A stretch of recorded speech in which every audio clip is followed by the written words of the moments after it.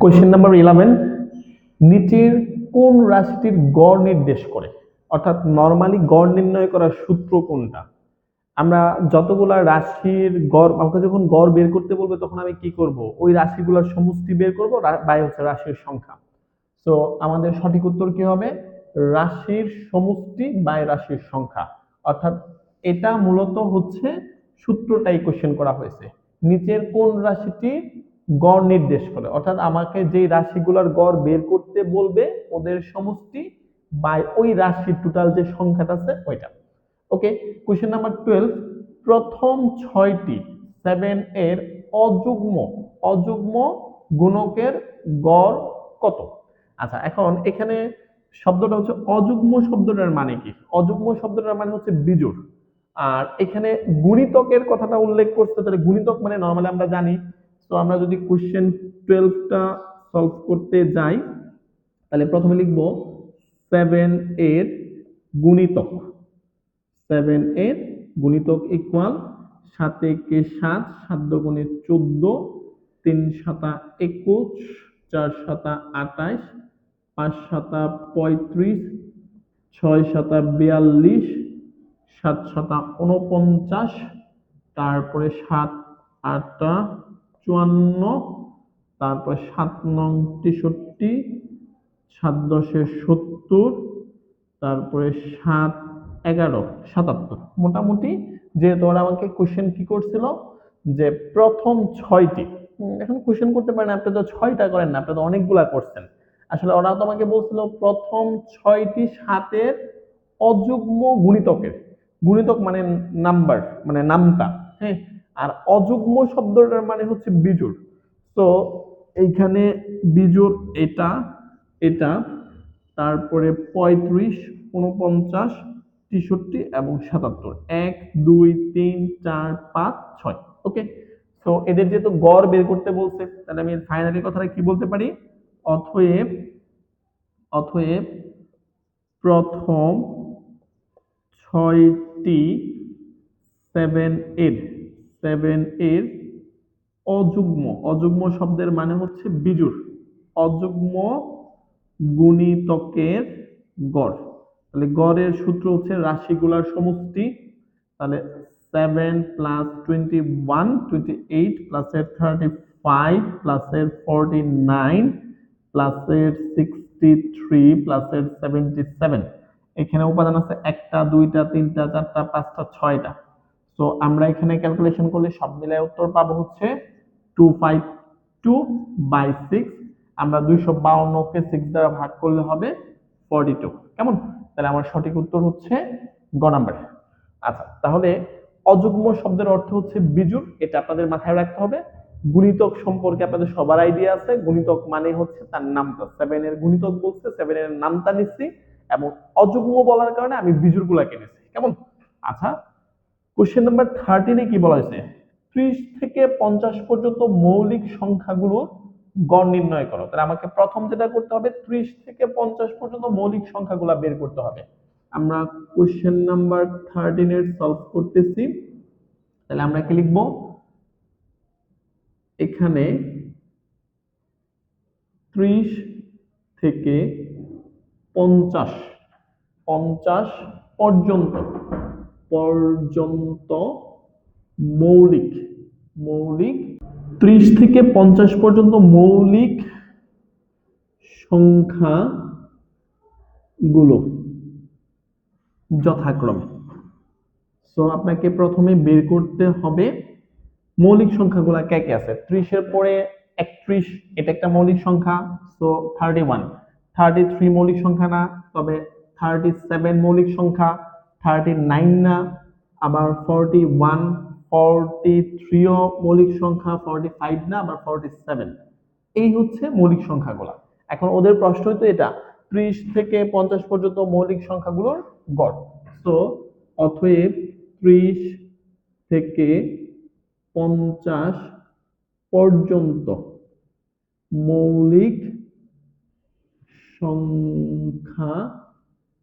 সংখ্যাগুলোর গড় ইকুয়াল, তাহলে কি দাঁড়াবে? সবগুলো আমরা যোগ করব, 31 plus 37 plus 41 plus 43 plus 47, total হচ্ছে 5টা।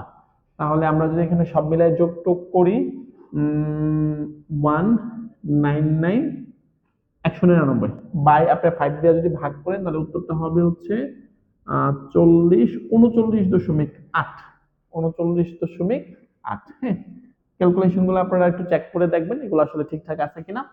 তো আমাদের প্রথমে মৌলিক সংখ্যাগুলো ফাইন্ড আউট করতে হয়েছে।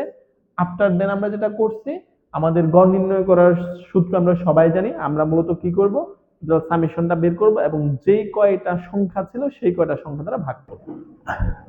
গড় থেকে আরো দুইটা গুরুত্বপূর্ণ কোশ্চেন। কোশ্চেন নাম্বার 14টা বিসিএস 34 এ আসছে, এট দ্য সেম টাইম পরেরটাও বিসিএস 34 এ আসছিল।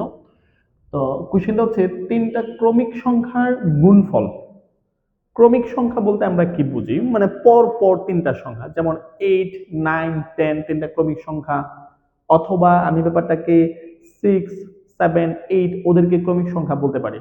তো প্রথম কথা হচ্ছে ক্রমিক সংখ্যা মানে হচ্ছে পর পর তিনটা সংখ্যা। এখন কোশ্চেন বলছে তিনটি ক্রমিক সংখ্যার গুণফল তাদের যোগফলের 5 গুণ। এখন সংখ্যা তিনটির গড় কত এটা আমাদের বের করতে হবে।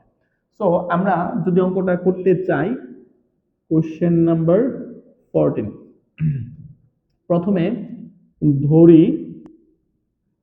তিনটি তিনটি ক্রমিক সংখ্যা যথাক্রমে যথাক্রমে তাহলে আমি একটা সংখ্যা ধরলাম x, তার আগের সংখ্যাটা x মাইনাস 1, এর পরের সংখ্যাটা x প্লাস 1।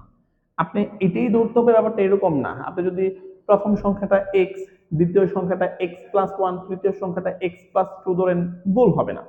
বাট x তার আগেরটা পরেরটা ধরলে যেটা হবে এটা ইজি হয়ে যাবে, ক্যালকুলেশনটা ইজি হয়ে যাবে। দ্যাটস ওয়াই আমি একটা সংখ্যা x ধরছি, তার আগের সংখ্যা অবশ্যই তার চাইতে এক কম, দ্যাট মিন্স x মাইনাস 1, পরের সংখ্যাটা অবশ্যই এক বেশি হবে, দ্যাট মিন্স x প্লাস 1। এখন ওদের কথা ছিল কি, তিনটি ক্রমিক সংখ্যার গুণফল তাদের যোগফলের 5 গুণ। হ্যাঁ, তাহলে আমরা তিনটি ক্রমিক সংখ্যার গুণফল কি লিখতে পারি, অতএব তিনটি ক্রমিক সংখ্যার যোগফল। তাহলে যোগফল আমি লিখতে পারি x মাইনাস 1 প্লাসের x প্লাসের x মাইনাস 1। তাহলে আমরা যদি এখানে মাইনাস 1 এটা প্লাসের 1, এখানে কিন্তু মাইনাস 1 প্লাসের 1 ভ্যানিশ, দ্যাট মিন্স এখানে 3x থাকবে। গেল প্রথম পর্ব। এবং বলছে তাদের গুণফলের, মানে এটা হচ্ছে ওদের যোগফল বের করছে, আর এখানে বলছে তিনটি ক্রমিক সংখ্যার গুণফল। তাহলে আমরা তিনটি ক্রমিক সংখ্যার যদি গুণফল নিয়ে কথা বলি, তাহলে x মাইনাস 1, x প্লাস 1 আর হচ্ছে x। এখানে কিন্তু a plus b into a minus b সূত্র যাবে, তাহলে x into x square minus 1 square. 1 এর তো তেমন কোনো ভ্যালু নাই, আমরা যদি x দিয়ে গুণ করে দেই তাহলে x কিউব মাইনাস হচ্ছে, আসলে বেসিক্যালি গুণ করা লাগবে না, কারণ গুণ করলেও পরবর্তী আমাকে আবার কমন নিয়ে দেখাইতে হবে। এখন আমরা শর্ত মতে ওরা আমাকে যেটা বলছে, শর্ত মতে ওরা আমাকে কি বলছে, যে তিনটি ক্রমিক সংখ্যার গুণফল, তাহলে তিনটা ক্রমিক সংখ্যার গুণফল হচ্ছে এটা, লিখলাম x into x square minus 1 equal হচ্ছে তাদের যোগফলের, তাদের যোগফল হচ্ছে 3x, 3x এর 5 গুণ হবে। এই ওদের কথা মতো আমরা 5 গুণ দিলাম। এখন দুইটা পক্ষের মধ্যে x আছে, x x বাদ দিয়ে দিলাম, তাহলে আমার কাছে থাকবে x স্কোয়ার মাইনাসের 1 ইকুয়াল হচ্ছে 15। সো 1টাকে আমি ওই পাশে নিয়ে যাই, তাহলে x স্কোয়ার ইকুয়াল 15 প্লাসের 1। ওকে, সো হোয়াট, এখন আমি লিখতে পারি অতএব x স্কোয়ার ইকুয়াল হচ্ছে 16। আমরা সবাই জানি স্কোয়ারটাকে ওই পাশে নিলে রুট ওভার হয়ে যায়, অতএব x ইকুয়াল ওভারঅল হবে 4। তাহলে ক্রমিক সংখ্যা তিনটা কি হবে, 4, 4 থেকে এক কম 3 এবং তার চাইতে এক বেশি হচ্ছে 5। তো আমরা এটা আগে একটু লিখি, তাহলে অতএব ক্রমিক ক্রমিক সংখ্যা তিনটি যথাক্রমে x এর মান যেহেতু 4 হয়েছিল, তাহলে আমরা যদি এখানে লিখি তাহলে 4 মাইনাস 1, দ্যাট মিন্স 3, x হচ্ছে 4, তারপরে হচ্ছে 5। ওরা ফাইনালি আমাদের কাছে জানতে চাইছে সংখ্যা তিনটির গড় কত।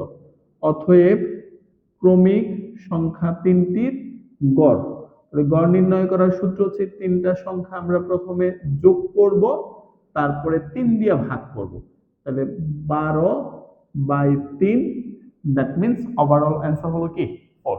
তাহলে এটা হচ্ছে আমাদের সঠিক উত্তর। কেমন? আমরা কোশ্চেন নাম্বার 15 দেখব। m সংখ্যক সংখ্যার গড় হচ্ছে x, ওকে, n সংখ্যক সংখ্যার গড় হচ্ছে y।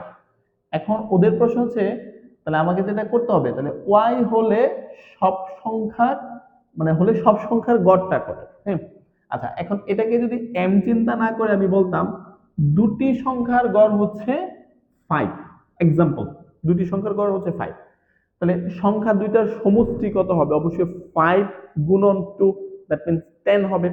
তাহলে আমাদের যেহেতু ফাইনালি যেহেতু গড় বের করতে বলছে, আমরা পরের কোশ্চেনটা সলভ করতেছি। Question number 15, question number 15। So আমাদের কাছে দেওয়া আছে, কি দেওয়া আছে, যে m সংখ্যক সংখ্যার গড়, m সংখ্যক সংখ্যার গড় ইকুয়াল হচ্ছে, ওরা বলে দিচ্ছে x। তাহলে আমরা অতএব m সংখ্যক সংখ্যার সমষ্টি কি লিখতে পারি? m এর সাথে x গুণ হবে, দ্যাট মিন্স mx, যেটা আমি আপনাদেরকে বুঝাইছি। দুই সংখ্যক বা দুইটি সংখ্যার গড় হচ্ছে 5, তাহলে এই যে দুইটা সংখ্যার সমষ্টি তাহলে কত হবে? অবশ্যই 2 এর সাথে আপনি 5 গুণ করবেন, 5 দুগুণে 10 হবে। তো এই হচ্ছে আমরা গুণ করলাম। অন দা আদার সাইড আমাদের কাছে আরেকটা কি বলে দিয়েছে, আবার n সংখ্যক সংখ্যার গড় ইকুয়াল, ওরা বলে দিচ্ছে হচ্ছে y। কেমন? তাহলে অতএব n সংখ্যক সংখ্যার সমষ্টি ইকুয়াল হবে ny। ওকে, সো আমার টোটাল সমষ্টি কত হবে? টোটাল সমষ্টি অবশ্যই mx প্লাস ny। টোটাল সংখ্যাটা কত হবে? অবশ্যই m প্লাস n। তাহলে গড়টা কি? টোটাল সমষ্টি বাই হচ্ছে কি টোটাল সংখ্যার যে ব্যাপারটা। তাহলে আমাদের ওদের প্রশ্ন হচ্ছে তাহলে সব সংখ্যার গড় কত। তাহলে আমি একসাথে যদি লিখতে চাই, অতএব সব সংখ্যার গড়, তাহলে গড় নির্ণয় করা হচ্ছে সমষ্টি। তাহলে এই হচ্ছে দুইটা সমষ্টি, একটা সমষ্টি দুইটা সমষ্টি, তাহলে টোটাল সমষ্টি হচ্ছে mx প্লাস ny। আর তাহলে মোট সংখ্যার সমষ্টি কত? m plus n, m plus n। তাহলে আমাদের সঠিক উত্তর দাঁড়াবে হচ্ছে এটা। আপনি যখন সিস্টেমিক ওয়েতে করবেন তখন অঙ্কগুলা ইজি মনে হবে। ওদের প্রথম এই অঙ্কটা একটু ট্রিকি ছিল, অন্যান্য অঙ্কের চেয়ে এটা একটু ট্রিকি ছিল। তো আপনি যখন একটা সংখ্যা কনসিডার করে এটাকে মনে করবেন বা বোঝার চেষ্টা করবেন, ইজি মনে হবে। m সংখ্যক না বললে দুইটি সংখ্যার গড় পাই। তাহলে আমার যদি আমাকে বলে তাহলে এই দুইটা সংখ্যার সমষ্টি কত ছিল, অবশ্যই 10 ছিল, যেহেতু আমরা জানি সমষ্টি নির্ণয় করার সূত্র কি, গড় ইনটু হচ্ছে সংখ্যা। হ্যাঁ, আমি একেবারে প্রথম দিক দিয়ে কিন্তু এই টপিকটা নিয়ে কথা বলছিলাম, মানে গড়ের যে বেসিক ছিল। তো আমরা প্রথমে মোট সমষ্টি বের করছি দুইটা ক্ষেত্রে, তারপরে মোট সমষ্টিকে মোট সংখ্যার সমষ্টি দ্বারা ভাগ করলাম, এতে করে আমার টোটাল যে গড়টা ছিল এটা বের হয়েছে।